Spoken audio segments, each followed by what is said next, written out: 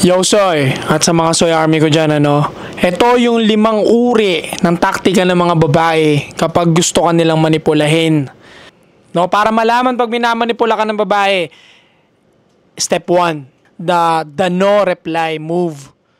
Hindi siya nagre-reply sa'yo ng matagal, sobrang tagal, Ako na nagsasabi sa'yo, lahat ng babae, hawak nila mga cellphone nila, 24/7. Ultimo umalis na yan sa bahay, 30 minutes na yan malayo, naiwanan niya yung cellphone niya, pilit niya pa rin babalikan yun. Ganun kahalaga ang cellphone sa mga babae. Parang pagkain yan sa kanila, sobrang importante yan sa kanila. So kung iniisip mo hindi ka niya nare-replyan dahil busy siya, nagkakamali ka. Ang mga babae, parte ng manipula nila yung hindi pag-reply sa'yo. Ito yung tinatawag na no reply move. O minamanipula ka na niya, sinasadya niyang i-delay yung reply niya sa'yo. Sinasadya niyang hindi ka reply ng ilang araw nang sa gayon mabaliw ka sa kanya, Ito, isa to sa psychological warfare ng mga babae para masisipin mo siya na masisipin. Pangalawa, paborito nila to, magbibigay sila ng vulnerable story. O yung story na bullshit talaga at hindi naman sobrang connected sa kanya or pwede rin connected sa kanya but still sobrang bullshit nun. Dahil sa story na ibibigay niya na yun sa'yo, Soy, siya yung pinakakawawa.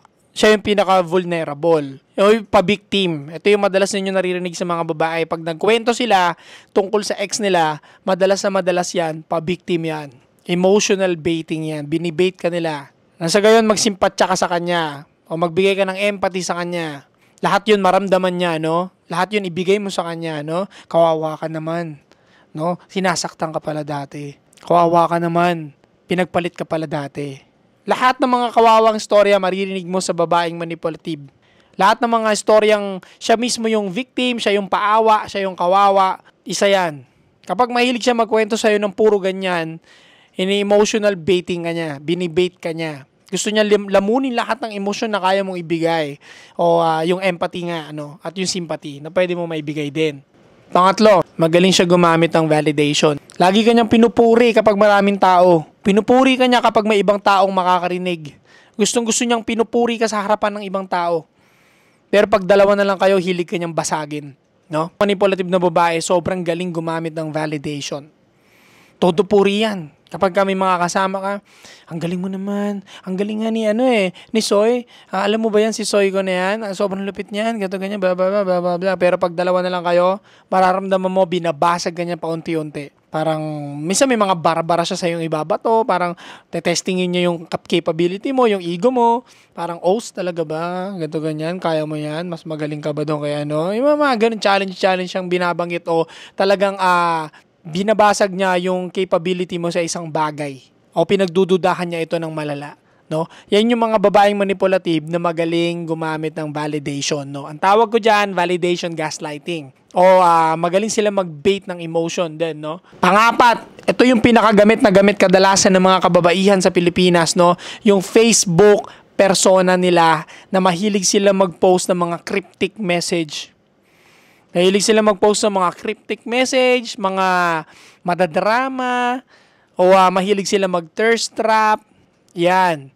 Internet persona nila na sobrang dumi, sobrang gulo, sobrang manipulative.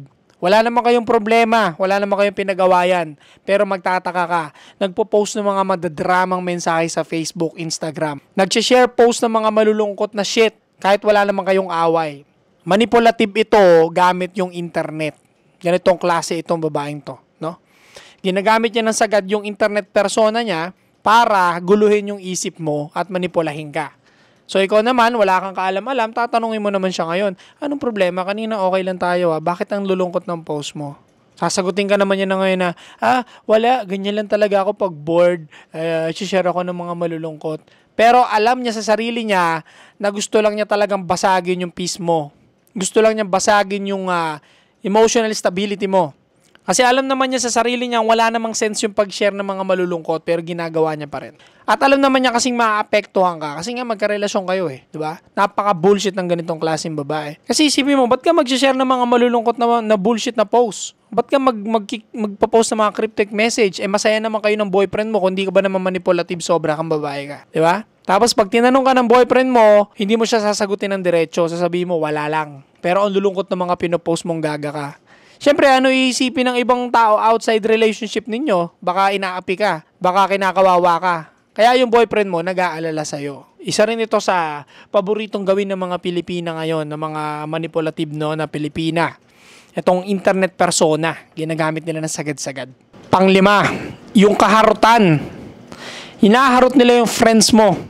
Pilit nilang tinatanong-tanong yung friends mo, kumusta na si ganito, yung kaibigan mo si ganito. Alam niyang magseselos ka kasi. Pilit siyang banggit ng mga kaibigan mo para pagdudahan mo yung kaibigan mo na yun o magkaroon ng drama. Ang mga babaeng manipulative, sobrang hilig sa drama niyan. Kapag walang nakitang drama yan sa paligid, magke-create ng drama yan. Dahil yun ang nagbibigay ng ligaya sa mga manipulative na babae. So palagi niya tatanungin yung friend mo, pilit niya kakamustahin sa'yo yun para maramdaman niya magselos ka, mabullshit yung utak mo. Isa yan sa mga taktika nila. Yung flirting nila na skill na ginagamit sa pangmamanipula. Minsan naman kapag hindi friends, gagamit niya ng artista. Gagamit niya ng mga sobrang taas ng celebrity na papalabasin nilang sobrang idol nila, titilian, talagang ikukwento sa'yo palagi para ba namang magselos ka o ma-insecure ka ng sagad. Ginagawa nila yan para basagin ka at magkaroon ka ng insecurity sa katawan mo na malala. Dahil yun ang nagbibigay ng ligaya sa kanila. No? Ito yung mga babaeng manipulative. No? So, yan yung 5 bagay na dapat mong matyagaan kung yung babae mo ay nararamdaman mo manipulative. Baka mamaya kasi, pinapaikot ka na niya sa palad niya. Inuuto-uto ka na lang niya nang hindi mo namamalayan. Pagmasdan mo ito maigi.